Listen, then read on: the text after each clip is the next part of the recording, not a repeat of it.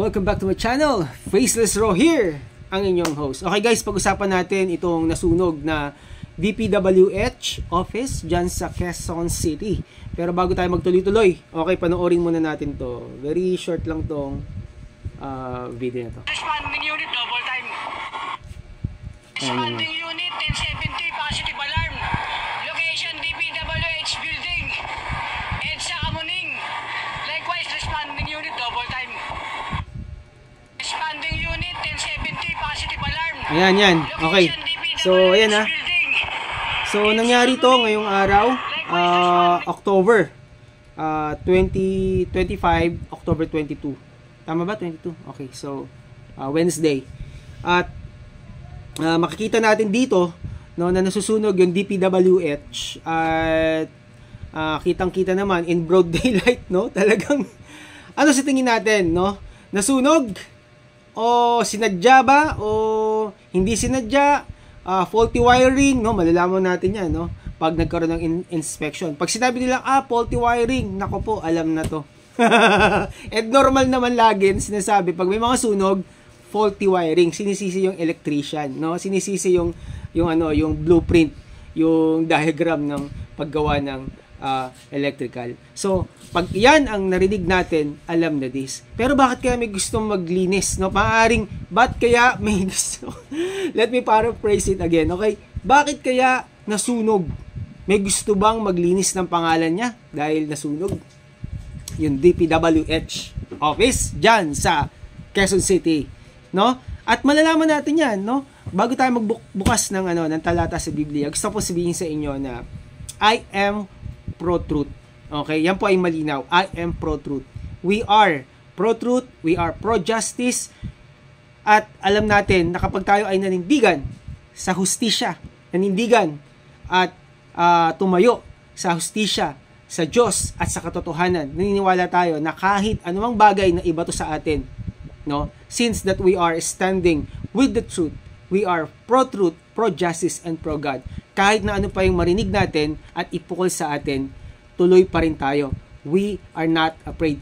We are nothing. We are nothing to hide, and we are not afraid. Okay? We do not fear kung ano man yung sabihin sa atin. At kahit na mag-undergo tayo ng scrutiny, no? Kahit prolonged scrutiny pa yan, under prolonged investigation pa yan, since na tayo ay nasa katotohanan, since that we are in the light, hindi tayo matatakot.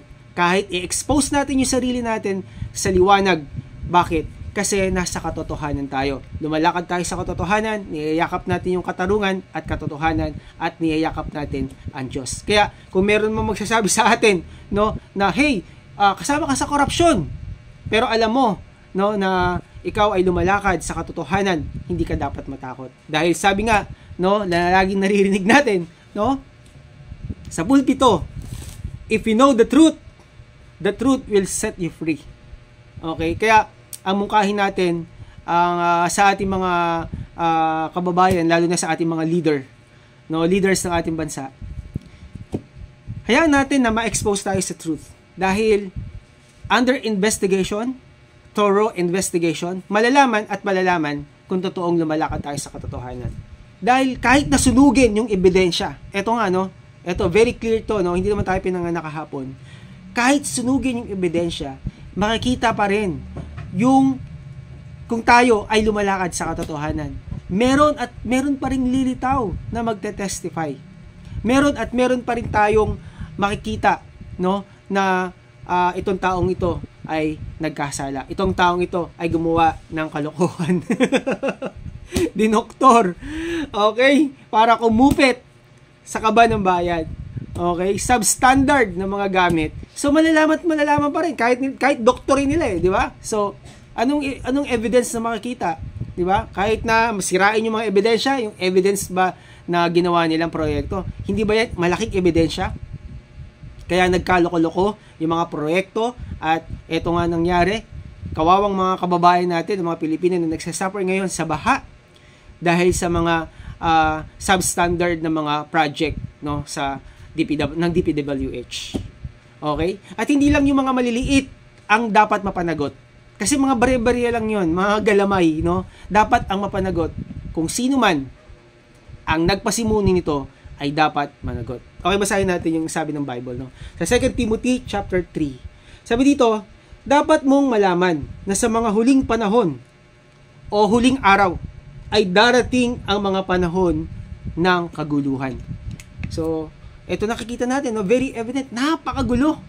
Hindi lang Pilipinas, buong mundo, no? Magulo. And then sabi dito, sapagkat ang mga tao ay magiging maibigin sa sarili. Magiging maibigin sa salapi. Palalo. Magiging mapagmataas. Mapagsamantala. Suwail sa mga magulang. Walang utang na loob. At lapastangan sa Diyos. Okay? So, if you want to continue reading, basahin po natin yung buong context at makikita po natin kung ano yung mga tanda ng huling panahon. And we are living in this era. Ito na nakikita na natin, di ba? Ano sabi doon? Sa mga huling panahon, ulitin natin, ang mga tao ay magiging maibigin unang-una sa sarili. Di ba? Hindi naman masama na alagaan ang sarili natin dahil tayo ay templo ng banal na espiritu. At nasabi ng Panginoon, take care of yourselves. Di ba? Take heed, no? Bantayan natin yung ating sarili, alagaan natin yung ating pangangatawan dahil tayo ay templo ng banal na espiritu. Pero yung busugin mo yung sarili mo o yung laman, yung tawag ng laman, no, yung lust of the flesh, busugin mo, ibang usapan yon. You are not taking side on God's side, you are taking on the devil's side. Kaya nga sabi dito, kung sino man yung unang magliligtas ng kanyang sarili, no, katulad nito, nalagay sila sa alanganin, teka muna, nagkakabukuhan na. Kanya-kanyang palusot at laglagan. Syempre, unang-una, ililigtas nila yung kanilang mga sarili. Di ba? Sabi dito, eto, kitang-kita, sapagkat ang mga tao ay magiging maibigin sa sarili. People will be lovers of themselves.